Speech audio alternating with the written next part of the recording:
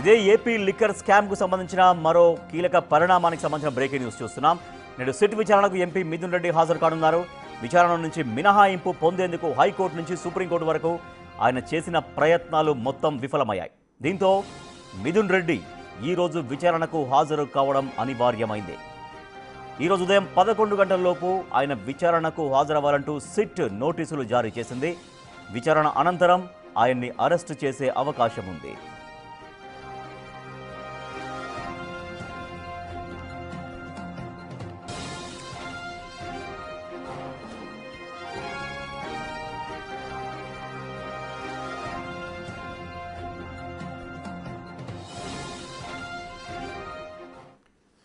రైట్గా AP liquor scam క్లైమాక్స్కు చేరినట్టుగా తెలుస్తుంది ఆ కేసు అనేది. సో ఇప్పటికే ఇవాళ ఏసీబీ ఛార్జ్ షీట్ని విజయవాడ ఏసీబీ కోర్టులో సిట్ అధికారులు సమర్పించబోతున్నారు. At the same time YCP MP Mithun Reddy SIT అధికారుల ముందుకు రాబోతున్నారు. మరింత సమాచారాన్ని మా ప్రతినిధి శివ అందిస్తారు. శివ, లిక్కర్ స్కామ్ కేసు క్లైమాక్స్కు చేరినట్టుగా కనిపిస్తోందా? ఓ పక్క సిట్ అధికారులు ఛార్జ్ షీట్ దాఖలు చేస్తున్నారు, మరోపక్క వైసీపీ ఎంపీ మిథున్ రెడ్డికి సిట్ అధికారుల ముందుకు రాని పరిస్థితి, అంటే తప్పని పరిస్థితిలో ఆయన వస్తూ ఉన్నారు. సో ఆయన అరెస్ట్ చేస్తారనే ఊహాగానాలు అయితే వస్తున్న నేపథ్యంలో ఏం జరగబోతోంది? రైట్ రాజేష్, మొత్తం మీద చూసుకుంటే మద్యం లిక్కర్ కేసుకు సంబంధించి కీలకమైన పాత్రధారి A4గా ఉన్న మిథున్ రెడ్డి కొద్దిసేపు క్రితమే ఢిల్లీలో ఎయిర్ ఇండియా విమానం నుంచి ప్రత్యేక విమానంలో ఆయన గన్నవరం విమానాశ్రయానికి బయలుదేరారు.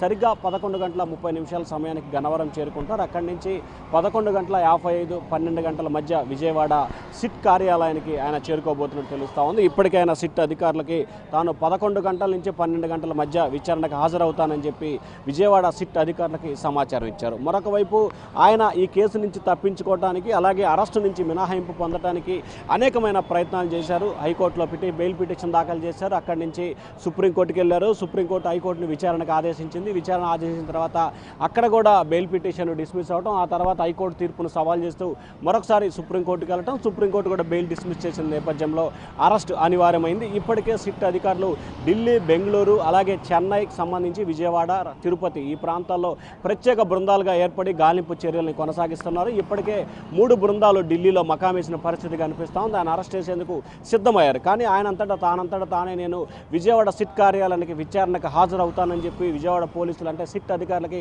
సమాచారం ఇచ్చిన పరిస్థితి కనిపిస్తూ ఉంది. ఆయనతో పాటుగా పోలీసు అధికారులు కూడా, అంటే సిట్ పోలీసులు కూడా అదే విమానంలో వస్తున్నట్లు కూడా మరొక వైపు సమాచారం అందుతున్న పరిస్థితి కనిపిస్తూ ఉంది. ఇప్పటికే ఈ కేసుకు సంబంధించి 40 మంది నిందితులను పోలీసులు ఎఫ్ఐఆర్లో చేర్చిన పరిస్థితి కనిపిస్తూ ఉంది. ఒకరిని ఇద్దరిని కూడా ఇవాళ రేపట్లో చేర్చే అవకాశం కనిపిస్తూ ఉంది. ఈరోజు మధ్యాహ్నం కానీ, సోమవారం ఉదయం కానీ, అలాగే ఏసీబీ కోర్టులో సిట్ అధికారులు దాదాపుగా 300 పేజీలతో కూడుకున్న ఛార్జ్ షీట్ను కోర్టులో సబ్మిట్ చేయబోతున్నారు. ఒకవైపు ఛార్జ్ షీట్ సబ్మిట్ చేయడం, మరొక వైపు ఇప్పటికే ఈ కేసులో 11 మంది నిందితులు అరెస్ట్ అయిన పరిస్థితి కనిపిస్తూ ఉంది. ఈరోజు మిథున్ రెడ్డి దాదాపుగా అరెస్ట్ చేస్తారని చెప్పి కూడా స్పష్టమైన సమాచారం ఉంది. ఎందుకంటే ఆయన అరెస్ట్ నుంచి మినహాయింపు కావాలని చెప్పి హైకోర్టు, సుప్రీంకోర్టును ఆశ్రయించిన నేపథ్యంలో అక్కడ 2 చోట్ల కూడా ఆయనకి చుక్కెదురైన నేపథ్యం కనిపిస్తుంది. కాబట్టి ఒక ఖచ్చితంగా ఆయన అరెస్టు అనివార్యమైన పరిస్థితి కనిపిస్తూ ఉంది. సో ఈ నేపథ్యంలోనే చెప్పండి రాజేష్. శివ, ఇప్పటికే దాదాపుగా 200కు మందికి పైగా విచారణ చేశారు సిట్ అధికారులు. వాళ్ళ దగ్గర నుంచి అనేక కీలక ఆధారాలు సేకరించారు. 11 మందిని అరెస్ట్ చేశారు. మీరు చెప్తున్నట్టుగా ఇవాళ రేప మరికొంతమందిని కూడా అరెస్ట్ చేస్తారని చెప్తున్నారు. సరే, దీంట్లో A4గా ఉన్నటువంటి మిథున్ రెడ్డి పాత్ర ఎంత ఉందని ఇప్పుడు ప్రాథమికంగా ఒక అంచనాకు వచ్చారు. తర్వాత మిథున్ రెడ్డిని విచారిస్తే కనుక ఎటువంటి విషయాలు ఇంకా సిట్ అధికారులకి తెలిసే అవకాశం ఉంది?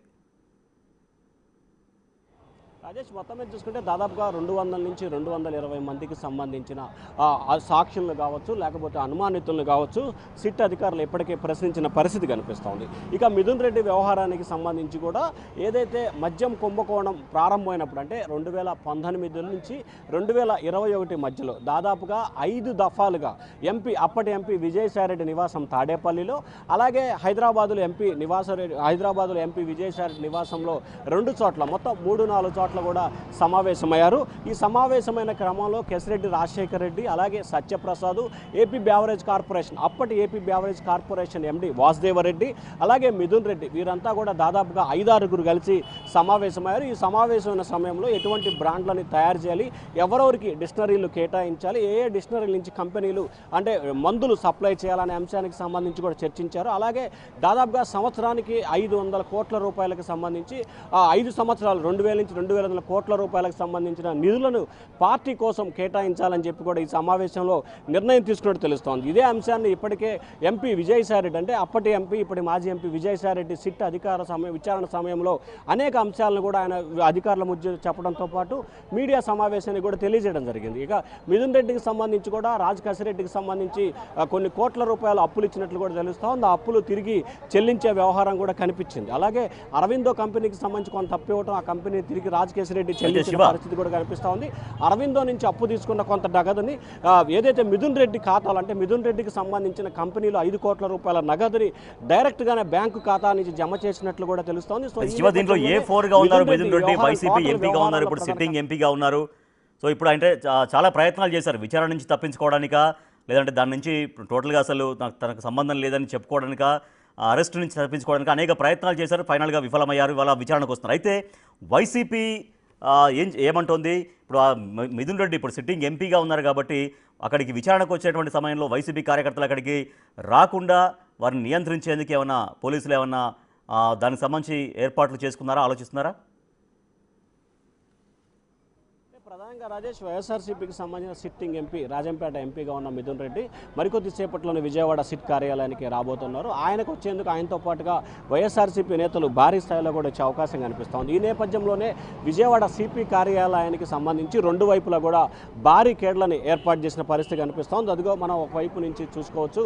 అటువైపు ఏదైతే సూర్యారావుపేటకు సంబంధించి వచ్చే వాహనాలన్నిటి కూడా నిలిపివేసింది. అంటే ప్రస్తుతం 4 భారీ కేడ్లను వేసి పూర్తి స్థాయిలో కూడా అడ్డం పెట్టిన పరిస్థితి కనిపిస్తుంది. ఇక రెండో వైపుకు సంబంధించి బెంచ్ సర్కిల్, అలాగే కోర్టు తదితర ప్రాంతాల నుంచి వచ్చే ఈ వైపు నుంచి వచ్చే వాహనాలకు సంబంధించి కూడా ఈ వైపు కూడా కొన్ని బారికేడ్లను ఏర్పాటు చేశారు. ఇరువైపులా కూడా బారికేడ్లను ఏర్పాటు చేసిన పరిస్థితి కనిపిస్తూ ఉంది. వైఎస్ఆర్సీపీ నేతలు కానీ కార్యకర్తలు కానీ ఎవరు కూడా ఆయనతో పాటు రాకుండా కొంత లిమిటెడ్గా వచ్చే అవకాశమే కనిపిస్తూ ఉంది. వారందరినీ కూడా కట్టడి చేసేందుకు పోలీసులు పూర్తి స్థాయిలో కూడా విస్తృతమైన ఏర్పాట్లు చేశారు. ఈరోజు ఉదయం నుంచి కూడా సిట్ కార్యాలయం ఎదుట భారీ ఎత్తున పోలీసులు అయితే బలగాలను మోహరించిన పరిస్థితి కనిపిస్తూ ఉంది. Rajesh, thank you Shiva. AP liquor కేసులో A4గా ఉన్నారు వైసీపీ ఎంపీ మిథున్ రెడ్డి.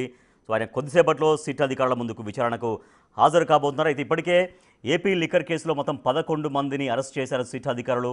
ఇవాళ మిథున్ రెడ్డి విచారణ అనంతరం మిథున్ రెడ్డిని కూడా అరెస్టు చేస్తారన్నటువంటి ఒక వార్త అయితే వినిపిస్తోంది. బట్ విచారణ తర్వాత ఏం జరుగుతుంది?